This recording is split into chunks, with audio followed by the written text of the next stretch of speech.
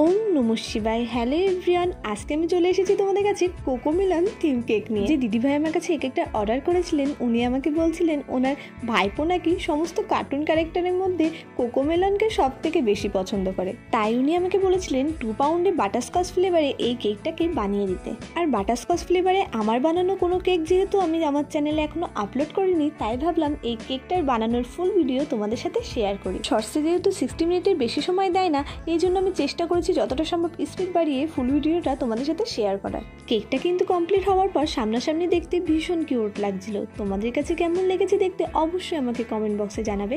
আর ভিডিওটা যদি ভালো লেগে থাকে তাহলে আমার ভিডিওতে একটা লাইক আর আমার চ্যানেলকে সাবস্ক্রাইব করতে ভুলবে না কিন্তু। দেখা হবে একটি নতুন ভিডিও নিয়ে। সবাই সুস্থ ও ভালো থেকো। আজকের মতো টাটা।